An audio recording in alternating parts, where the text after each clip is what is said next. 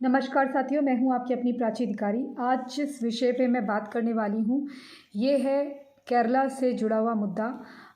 यहाँ पर मैं आपको बताती चलूं कि एक प्रोफेसर थे जिनके कट्टरपंथियों ने ईर्ष निंदा के आरोप में हाथ काट दिए थे और जिसके चलते उनके जीवन पे क्या क्या प्रभाव पड़े और क्या क्या इसका बड़ा गंदा असर हुआ और कैसे उनकी जो ज़िंदगी है बिल्कुल तबाह सी हो गई इस हादसे के बाद। इन्होंने एक संस्मरण है उसमें ये साक्षात्कार में बताया, फिर वो संस्मरण के रूप में छपा जो अपनी आप बीती उन्होंने बताई थी। वर्ष 2010 की बात है। एक कॉलेज में मलयालम पढ़ाते हुए प्रोफेसर ने एक सवाल पूछा जो कि पीटी कंजू मोहम्मद नाम के लेखक के बारे में वो लिख रहे थे। तो बाद में वहीं जो कुछ मुस्लिम छात्र थे उन्होंने ये कहकर कि उन्होंने ईर्ष निंदा की है और वो मोहम्मद के बारे में उन्होंने क्वेश्चन करे हैं, ये सब बोलकर उन पर नजीब नाम के कट्टरपंथी संगठन के सदस्य ने और साथी छात्रों के साथ मिलकर हमला कर दिया जिसमें उनके हाथ काटे गए। पहले तो उन्होंने बताया है कि कैसे उनकी पत्नी ने 2014 पे 2014 है तब तक आते आते वो बहुत टूट चुकी थी और वो अपने पति को दोबारा नौकरी करते हुए देखना चाहती थी और कैसे उनके साथ उनकी परिस्थिति दिन भर दिन बदतर हो रही थी। और जब वह दोबारा से मनोचिकित्सक के पास गई मार्च में तो घर आके वो इतनी दुखी थी लोगों के सवालों से और जहाँ पर वो मन का दुख दूर करने जा रही थी, हालातों से उबरने के लिए जा रही थी, वहीं से आने के बाद उसने सुसाइड कर लिया और इससे वे और टूट गए। तब उनकी एक इच्छा थी उनकी पत्नी की कि अपनी आप बीती लिखे। तो उन्होंने बताया कि 2010 में जब ये सब हुआ, आरोप लगाए मढ़े गए, कट्टरपंथियों ने उनके हाथ काटे और उनका एक संस्मरण जो कि बाज़ार में अंग्रेज़ी भाषा में अनुवाद में आया है उसमें कट्टरपंथियों द्वारा उन पर किए गए हमले के ऊपर बात हुई है। उनके साथ चर्च और दोस्तों ने, पड़ोसियों ने किस तरह का बर्ताव किया और कैसे नजीब जैसे कट्टरपंथियों ने हमला किया, ये उन्होंने बताया। संडे यानी कि रविवार को संडे टाइम्स को साक्षात्कार देते हुए उन्होंने कहा, आरोपियों को दंड देने से न्याय नहीं मिलने वाला। यह सोच जो कट्टरपंथी इस्लामिक सोच है, ये इसका कुछ किया जाना चाहिए, वरना आप कितना भी दंड दे दीजिए कुछ असर होने वाला नहीं है। संस्मरण इस आपको याद रहे कि टीजी जोसेफ जो हैं ये तब चर्चा में आए थे जब पिछले साल इनका जो संस्मरण था वो मलयालम में रिलीज़ हुआ था और अब वही संस्मरण नंद कुमार ने अंग्रेज़ी भाषा में अनुवाद किया गया है। शीर्षक है 1000 cuts and innocent questions and deadly answer के साथ ही बाज़ार में आया है। इसमें उन्होंने बताया है कि थोड़ू पूजा न्यूमैन कॉलेज के प्रिंसिपल और मैनेजमेंट ने आरंभ में तो उनका साथ दिया जब ये ईर्ष निंदा की बात हुई थी कि हाँ तुम सच्चे हो, हम जानते हैं, लेकिन बाद में धीरे धीरे उन्होंने भी अपना पल्ला उनसे झाड़ लिया।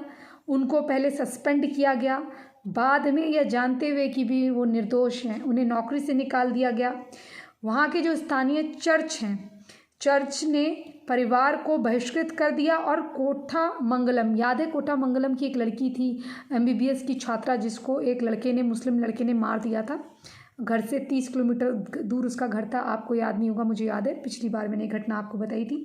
तो कोठा मंगलम के 120 चर्च में पत्र पढ़े गए इनके विरुद्ध कि ये आदमी ने बहुत बड़ा पाप किया है, मतलब इसके चक्कर में हमारा दाना पानी नहीं उठना चाहिए। अगर इन्हीं चर्चों ने एकता दिखा दी होती और ये बता दिया होता कि अनपढ़ हो, उन्होंने टीजी कंजू मोहम्मद के बारे में बात करी जो कि एक लेखक थे, और अगर मोहम्मद के बारे में बात भी कर दी तो यार तुम तो दुनिया को गाली देते फिरते हो, जब तुम बात ही तो करिए, किसी की जान ले लेते हो।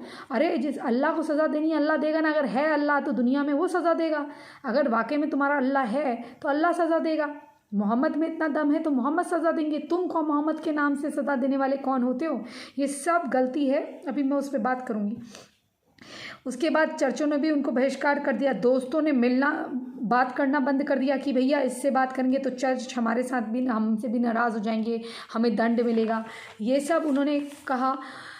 अब आप सोचिए कि उनका ये कहना है कि कट्टरपंथियों ने तो केवल मेरे हाथ मुझसे छीने और शारीरिक कष्ट, शारीरिक पीड़ा मुझे दी, शारीरिक पीड़ा, लेकिन जो मेरे अपनों ने मेरे साथ करा वो मेरे साथ क्या अच्छा करा। अब आप ये सोचिए कि एक आदमी क्रिश्चियन बन जाता है, धर्म परिवर्तन कर लेता है, बाकी धर्मों में चला जाता है, लेकिन उसको दुख तो अपना खुद ही झेलना है ना, उसके साथ ये बहिष्कृत कर दे रहे हैं। कभी आपने देखा है मंदिर ने कभी किसी को बहिष्कृत करा है? मंदिरों में बहिष्कृत नहीं होता। इनके एक चर्च में बहिष्कृत हुए तो पूरे चर्चों ने, हमारे यहाँ चलो एक मंदिर का पुजारी अगर नाराज़ भी हो जाता है तो भले ही पुजारी को निकाल देंगे, लोग कहेंगे, लेकिन उस आदमी के साथ नहीं होगा। अगर आदमी ने बहुत बड़ा अपराध भी करा है तो दूसरे जगह उसको जगह मिल जाती है, समझ गए ना। और ये तो कोई अपराध है ही नहीं, उन्होंने तो फ्रीडम ऑफ स्पीच का इस्तेमाल करा। और वैसे भी पीटी केजू मोहम्मद के बारे में, जो कि एक लेखक थे, उनके बारे में वो लिख रहे थे, लेकिन ये जो जाहिल कौम है वो कहाँ बाज आती है। और वो साफ साफ कह रहे हैं कि कट्टरपंथ ने मेरी दुनिया तबाह कर ली। मतलब एक इनोसेंट आदमी को, मतलब आप बात कर रहे होंगे मतलब कि तू मुझे मोह मत, किसी से अगर आप हिंदी में बोल रहे होंगे तू मुझे मोह मत, यानी कि तू मुझे मोह मत, ये कह देंगे इसने मोहम्मद कहा, मोहम्मद कहा, मोहम्मद कहा। अरे भैया कह भी लिया तो तुम कौन हो? कानून से ऊपर हो, ऊपर वाला सज़ा देगा ना, तुम कौन होते सज़ा देने वाला? कम से कम तुम्हारी तरह सीता को वैश्या और राम को गाली तो नहीं दी, जैसे तुम दूसरों के साथ करते हो वैसा तो नहीं करा उन्होंने। और सज़ा देने वाला ऊपर वाला था ना, या कानून देता सज़ा? तुम किसी के भी जाके हाथ काट दोगे? क्या जाहिल लोग हैं, जाहिल कौम है, पूरी दुनिया का सत्यानाश इन लोगों ने कर रखा है। वो आदमी कितना दुखी है, उसके मन को कितनी पीड़ा है, किस प्रकार से वो आदमी ने अपना सब कुछ खो दिया इन कट्टरपंथी पिशाचों के कारण। मैं तो भगवान से सिर्फ इतनी वो करती हूँ प्रार्थना कि ये माइनॉरिटी कोटा हटे, और जितने भी ये पाप हो रहे हैं ये माइनॉरिटी कोटा की वजह से हो रहे हैं, जो इनको फ्री के पैसे रेवड़ियाँ बांटी जा रही हैं। और ये भारत में भी इसीलिए आ रहे हैं, ये जो भारत में आ रहे हैं ना, ये फ्री की रेवड़ियाँ खाने के लिए आ रहे हैं। और जो इतनी हिम्मत इनकी बनी हुई है, ये मौलवी मौलाना मुफ्ती क्या कर रहे हैं देश का भला? ना टैक्स देती है इनकी कोई, ये टैक्स नहीं देते। प्रेम जी का नाम देते, प्रेम जी का खुद का संगठन चलता है, खुद के NGO में वो मुसलमानों का ही भला करता है। और जो लोगों को अगर ये मान लो गैर हिंदुओं का भला भी करते हैं तो उनको मुसलमान बनाने के फिराक में ही रहते हैं। अगर ये किसी गैर हिंदू को, किसी गैर मुसलमान को ये अपने वहाँ भला भी करते हैं तो इनका एक ही उद्देश्य रहता है कि कैसे ना कैसे उससे धर्मांतरित करें, ये इनकी साजिश रहती है। क्या सोचते हैं आप इसके बारे में?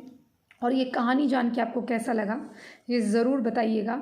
और कैसे एक आदमी की दुनिया, सिर्फ एक क्वेश्चन जो उस पढ़े लिखे इंसान ने तो सही पूछा था, लिखा था, लेकिन इन जाहिलों ने जानबूझकर, क्योंकि याद रखिएगा अगर जब इनका मजहबी बोलबाला ज़्यादा हो जाता है, इनकी जनसंख्या ज़्यादा हो जाती है, तो हर व्यक्ति को ऐसे ही चिन्हित करके, आपको मैं जाते जाते कुवैत का या किसी गल्फ़ की कंट्री का एक मामला बता दूं। एक बिहार के व्यक्ति थे, वो बहुत बड़ी पोजीशन में थे उस कंपनी में।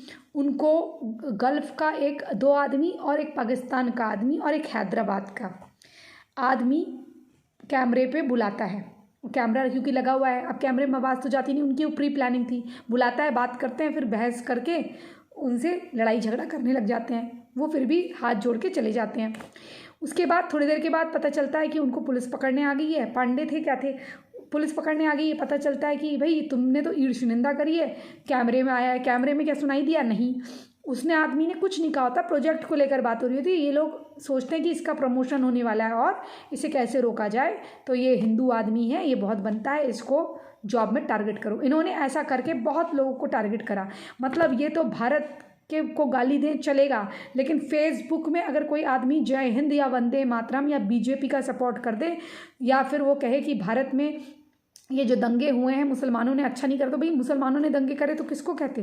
कौन कौन निकल के आया मस्जिदों से दिल्ली दंगों में, सबको पता है। और चिन्हित करके किसकी दुकानें करी गई, सबको पता है। NRC के दंगे किसने करे, उसमें आधे से ज़्यादा तो घुसपैठिए बैठे थे, उनका समर्थन यहीं के लोग कर रहे थे। क्योंकि जो पहले के घुसपैठिया परमानेंट हो गए हैं, वही घुसपैठिए दूसरे घुसपैठियों का क्योंकि मदद कर रहे थे, क्योंकि उनको पता है कि भैया यहाँ तो फ्री की रेवड़ियाँ हैं, यहाँ तो हज भी जाएंगे।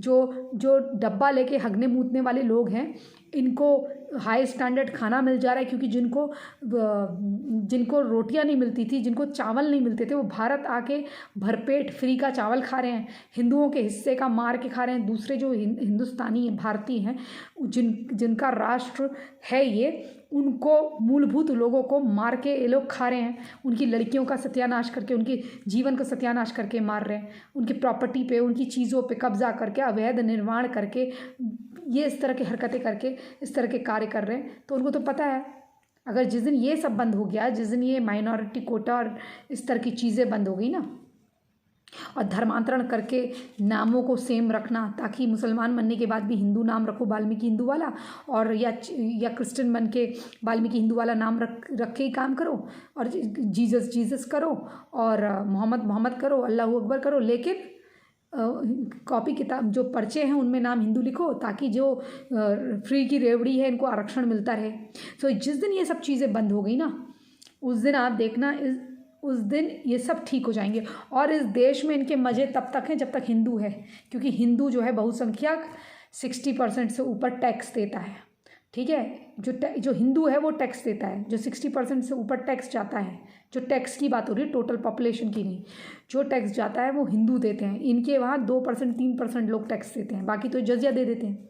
जजिया में इन्हीं लोगों का भला होता है, उसमें धर्मांतरण और ये जो जिहाद वगैरह है, जो भी करना है वो करते हैं ये, जैसे कश्मीर के नाम पे वहाँ पर मांगते हैं। तो जिस दिन ये हिंदू ख़त्म हुआ, उस दिन आप समझिएगा, जैसे सारे ईसाई देश अमीर नहीं हैं, वहाँ पर भी लोग सड़कों में मरे रहते हैं, और कोई ये नहीं कहता अतिथि देवो भव, या फिर भूखे को खाना खिला दो, तो उस वहाँ एकाध लोग ही होते हैं। तो वैसे अगर जिस दिन हिंदू यहाँ ख़त्म हो गए ना, तो उस दिन ये सारे जुम्मे नमाज, ये सारी चीज़ें जो हैं यहाँ पर भी वही हो जाएगा। गटर, बड़े बड़े जो घर होंगे उनमें ये लोटा लेके जा रहे होंगे, इनकी औकात तो वही रहती है। क्योंकि जहाँ भी मैंने इनको देखा है, मैंने देखा उत्तर प्रदेश के एक एयरपोर्ट पर 10 बार मना करा उस औरत ने कि आंटी बुर्खा पहनकर ऊपर मत चढ़ना। वो जो सिटिंग वाली टॉयलेट थी उसमें ऊपर चढ़ गई, वहाँ पर आखिर में उसको भगाना पड़ा, उसको खोल कर दरवाज़ा। कहती है मुझे नमाज़ पढ़नी। अरे तुम्हें नमाज़ पढ़नी, अपने घर में जाके हरकतें कर लो ना। वहाँ पर पूरा उसने बुरखे में टॉयलेट कर रखी थी, उसको उठा लिया था उसने, आंटी ने। और उसकी बहू कह रही है मैं क्या करूँ, मेरी बेइज्जती कराती हैं हर जगह। इतना ये उलझुलूल काम करते हैं, कभी किसी के घरों में घुस जाएंगे, कभी कहीं घुस जाएंगे। तो ये इस तरह की गंदी सोच वाले लोगों का एक बार दी एंड होना, ये सोच का, और ये जड़ समेत ये चीज़ ख़त्म होना बहुत ज़रूरी है, वरना ये दुनिया के लिए घातक है। ये दुनिया के लिए घातक है, बता के जा रही हूँ। अब किसी को बुरा लगे सच्चाई बोलने में तो बुरा लगता रहे मेरी जूती से, लेकिन ये सच्चाई है, और ये सच्चाई चेंज नहीं होगी। ये इस प्रकार के इनको रेवड़ियाँ बांटना बंद करे भारत सरकार। ये किसी देश में भी जाते हैं वहाँ पर ये स्पेशल चाहते हैं, कुछ स्पेशल हो जाए। जहाँ स्पेशल नहीं होता ये वहाँ औकात में आ जाते हैं, और जहाँ स्पेशल होता है वहाँ ये क्या करते हैं आपको दिख ही रहा है। ये उसका नतीजा आज ये है। इतना आरक्षण और इतनी चीज़ें होने के बाद भी इनकी ये कभी चेंज नहीं हो सकते, क्योंकि जो लिख के इनके दिमाग में डाला गया 5 साल की उम्र में, वो कभी आप ये डॉक्टर इंजीनियर भी बन जाएं तो वो अबू बकर और उसामा बिन लादेन ही बनेंगे। इसी संदेश के साथ मैं प्राची अधिकारी आपसे विदा लेती हूँ। क्या सोचते हैं आप इस वीडियो के बारे में ज़रूर बताइएगा। जय श्री राम, हर हर महादेव। सत्य सनातन वैदिक धर्म की जय हो। और मैं तो जोसेफ से भी कहूँगी कि सनातन धर्म में वापस आए। जय श्री राम, हर हर महादेव।